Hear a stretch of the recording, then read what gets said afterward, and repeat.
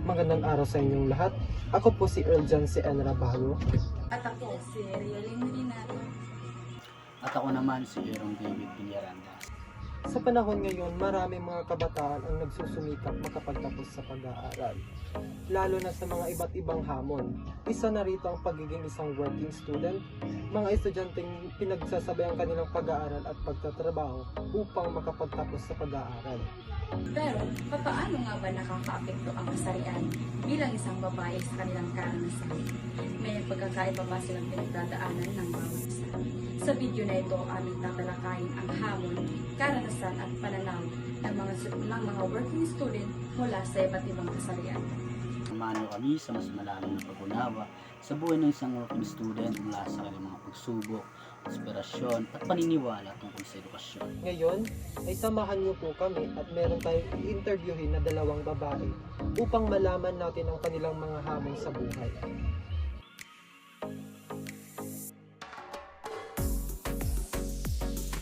Ngayon ay narito po kami sa Eastern Visayas State University upang interviewin ang dalawang mag-aaral sa kanilang mga hamon at pagsubok sa kanilang buhay bilang isang mag-aaral.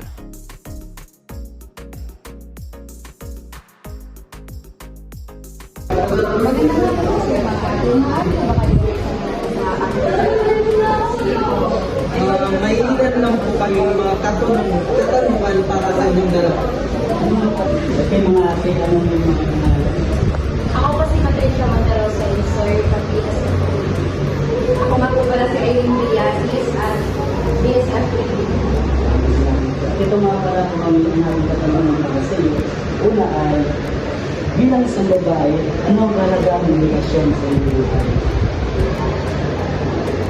Bilang isang babae na gustong magkaroon ng magandang kinabukasan at magandang buhay sa inaaraw, siyempre napakahalaga sa akin ang edukasyon.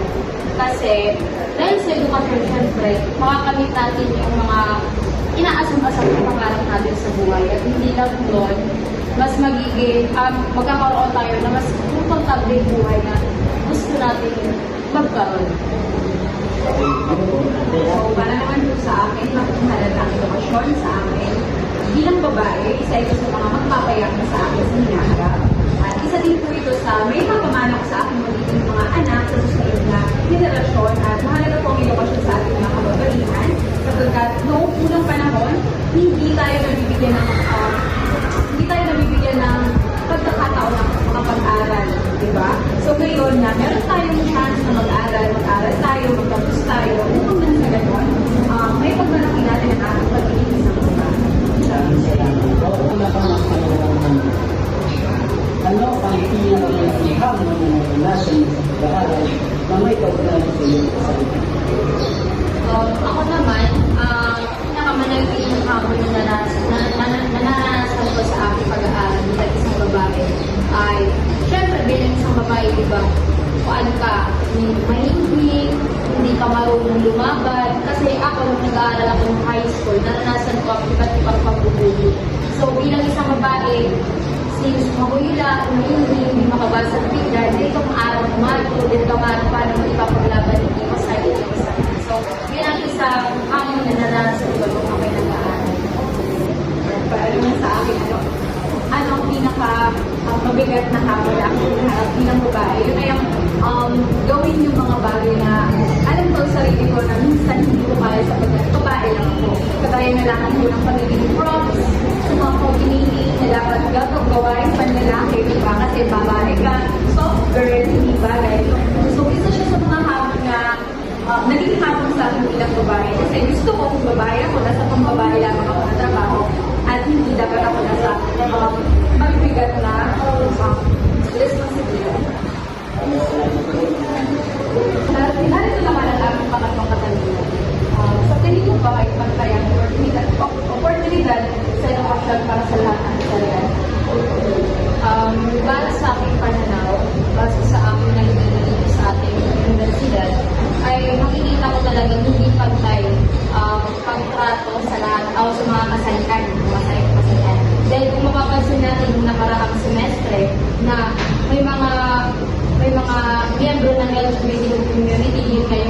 para sa gender na hindi sila pinapayagan pumasok kahit na yung postura ba nila is pambabae na good. So, pinakailangan na sumunod nila pamantayan yung paaralan na kung saan kailangan kapag lalaki ka ay susuot ka ng panglalaki kasuotan at kapag babae ka ay pambabae kasuotan. So, di rin fair kahit paano naman na kung babae natin postura tapos magpa-alter, diba? Makuling yan is-adjust. So, para ibang mga trans na mga gay, mas ipipilit ibang mag-stop na lang pag-eskwela kaysa sumunod dito mga protocol. Sumakuli kasi ng parang kailan na ako. Nasanay na yung right sugat na koal. Maraming salamat din. Para sa akin, ano nga bang yung tanong? Sa tingin mo ba ay pantay ang oportunidad sa edukasyon para sa lahat ng kasarian?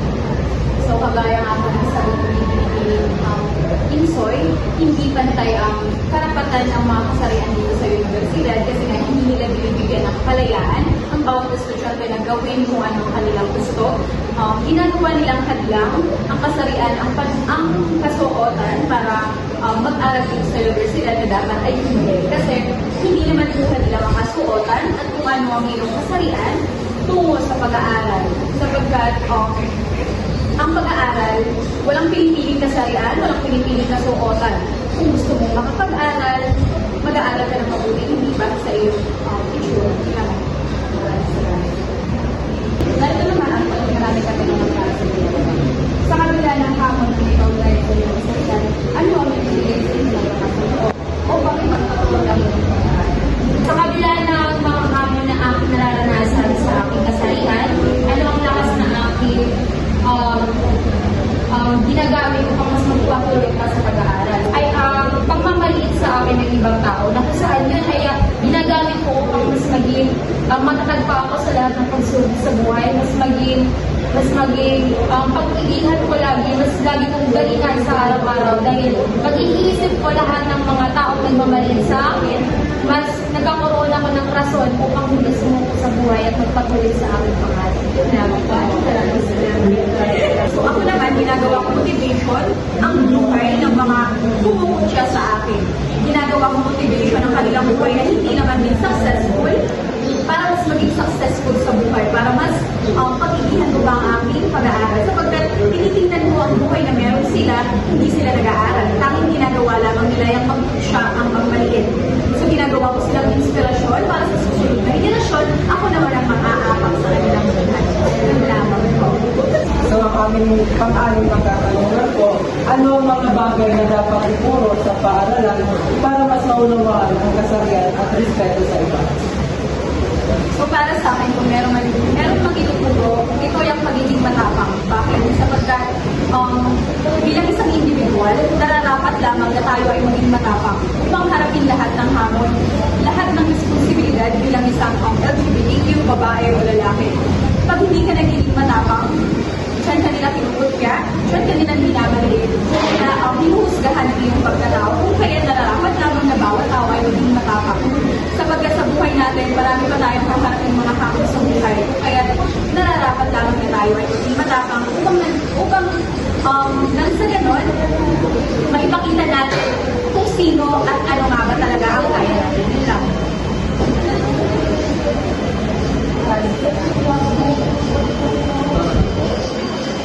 Okay.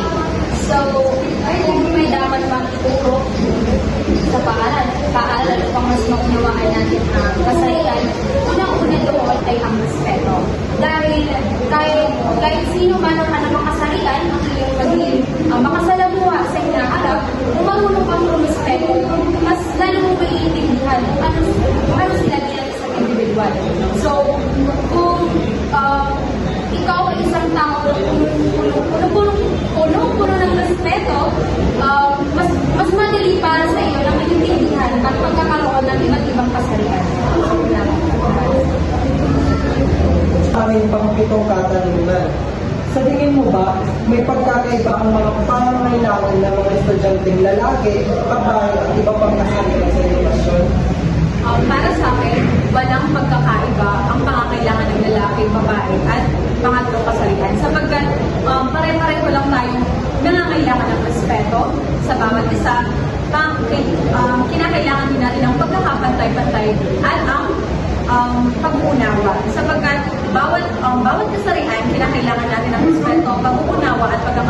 pantay dahil pare-pareho lamang po tayong tao. Pare-pareho lamang po tayo ng hangin na hinihinga.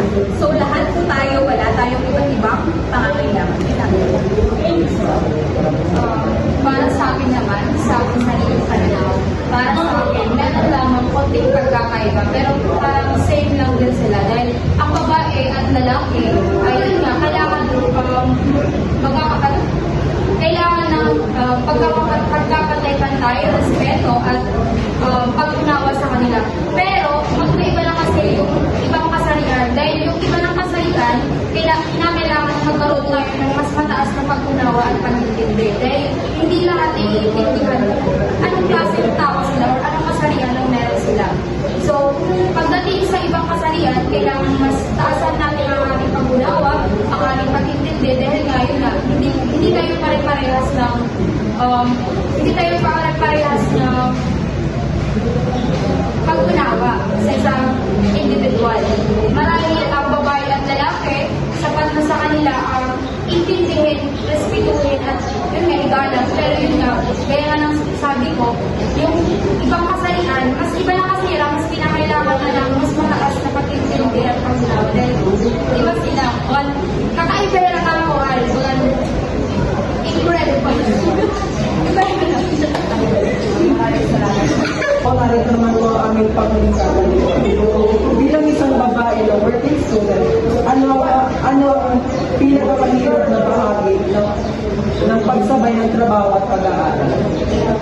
Siyempre, bilang isang estudyante na pinapagsabay ang pag-aaral at pagtatrabaho ay mahirap. Ang pinakamahirap doon, i-adjust na yung oras dahil yun nga, kailangan mo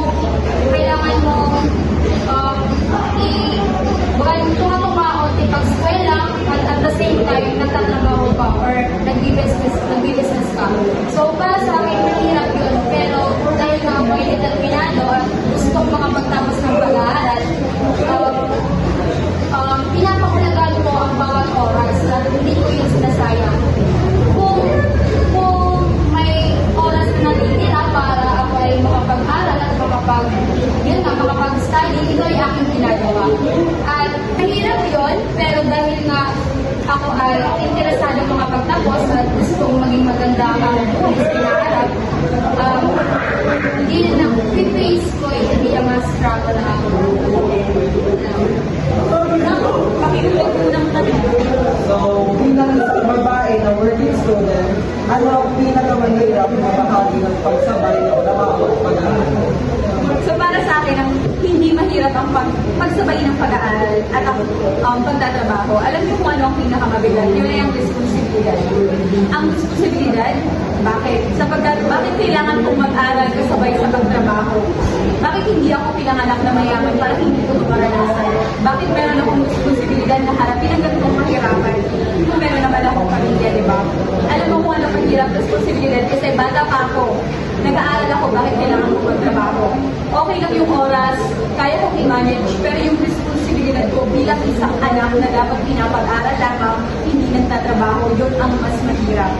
Kasi dapat sinusuportahan ako, hindi ako yung nagsusuporta sa sarili ko. Kaya kung meron man nagpapahirap sa akin, yun ay yung responsibilidad ko bilang isang individual at bilang isang babae nag-aaral tungo sa aking magandang kinabukasan. Maraming salamat. Yun lamang po. Maraming salamat po sa inyong kooperasyon.